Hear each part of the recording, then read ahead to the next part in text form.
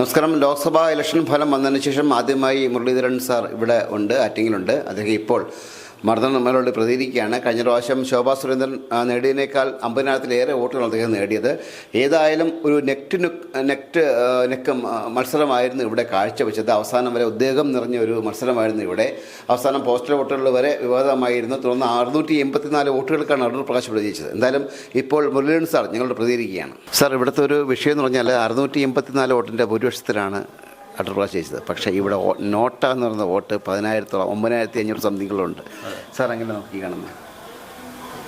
9,000-ലധികം ആളുകൾ നോട്ടയ്ക്ക് വോട്ട് ചെയ്തു എന്നുള്ളത് ഞാൻ മനസ്സിലാക്കുന്നത് മാർക്സിസ്റ്റ് പാർട്ടിയുടെ ധാരാളം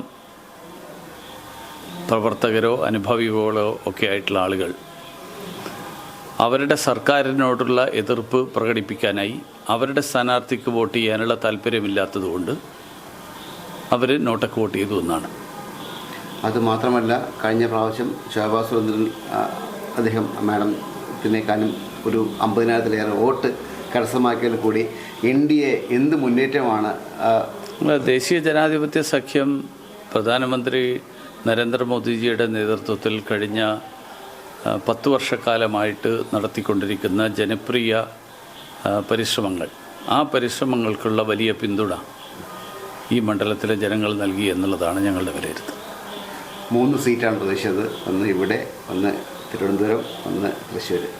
പക്ഷേ തൃശ്ശൂർ അട്ടിമറി വിജയം നടത്തി രണ്ടിടത്തും. പക്ഷേ നമ്മൾ പറയപ്പെട്ടില്ല എന്ന് പറയാം, പോരാടി പറയപ്പെട്ടു എന്ന് പറയണം. സാർ, എങ്ങനെയാണ് ഈ വിജയങ്ങളൊക്കെ നോക്കിയാണ്? തെരഞ്ഞെടുപ്പ് എന്ന് പറയുമ്പം വിജയവും പരാജയവും തെരഞ്ഞെടുപ്പിൻ്റെ ഭാഗമാണ്. ജനങ്ങളുടെ വലിയ തോതിലുള്ള പിന്തുണയും സ്നേഹവും ഈ തെരഞ്ഞെടുപ്പിൽ എനിക്ക് ലഭിച്ചിട്ടുണ്ട്. അതുകൊണ്ട് ഈ മണ്ഡലത്തിൽ ജനങ്ങളുടെ എല്ലാ പ്രശ്നങ്ങളോടൊപ്പം ഇവിടെ തന്നെ ജനങ്ങളോടൊപ്പം നിൽക്കുക എന്നുള്ളതാണ് അവരെന്നെ ഏൽപ്പിച്ചിട്ടുള്ള ചുമതല. ആ ചുമതല ഞാൻ നിറവേറ്റും. ഇനി ഒരു 5 വർഷക്കാലം ആറ്റിങ്ങൽ മണ്ഡലം സജീവമായിരിക്കും? തീർച്ചയായിട്ടും സജീവമായിരിക്കും. സാർ, ഈ പറയുന്ന ഇത്രയും വോട്ട് ശതമാനം BJP കൂട്ടി എങ്ങനെയായിരിക്കും ഈ വോട്ടെല്ലാം മറിഞ്ഞത്? എവിടെ നിന്നായിരിക്കും? കോൺഗ്രസ് നിന്നാണോ, LDP നിന്നാണോ? എല്ലാ പാർട്ടികളിലും മറ്റ് പാർട്ടികളിൽ പെടുന്ന കോൺഗ്രസിലും CPM-ലും ഒക്കെ ഉൾപ്പെടുന്ന ആളുകൾ, അതോടൊപ്പം ധാരാളം പുതിയ വോട്ടർമാർ, മറ്റൊരു പാർട്ടിയിലും ഇതുവരെ വോട്ട് ചെയ്തിട്ടില്ലാത്തവരായിട്ടുള്ള നിരവധി പുതിയ വോട്ടർമാർ, ആ പുതിയ വോട്ടർമാർ BJP-യിലേക്ക് വരുന്നു എന്നുള്ളതാണ് ഇത് നൽകുന്ന സൂചന. സുരേന്ദ്രൻ ചേട്ടൻ ഒരു കാര്യം പറഞ്ഞിട്ടുണ്ട്. അതായത് ഇനിയിപ്പം മുരളീധരൻ, നമ്മുടെ തൃശ്ശൂർ മത്സരിച്ച മുരളീധരൻ ജയിക്കണമെങ്കിൽ BJP-യിലേക്ക് വരണം. അതിന് വയനാട് സ്ഥാനം ഇപ്പോൾ രാഹുൽ ഗാന്ധി ഒഴിയാൻ പോവുകയാണ്. എന്തെങ്കിലും സംഭവിക്കാൻ പറ്റുമോ ഇവിടെ? അതൊക്കെ സംസ്ഥാന പ്രസിഡന്റ് പറയുന്നല്ലേ, അദ്ദേഹത്തിൻ്റെ അഭിപ്രായം ഉണ്ടാവും. അടുത്ത പ്രാവശ്യം എന്തായാലും ആറ്റിങ്ങൽ പിടിക്കുമോ, NDA പിടിക്കുമോ? നമുക്ക് സമയമുണ്ടല്ലോ, 5 വർഷമുണ്ട്, നോക്കാം. ശരി സാർ.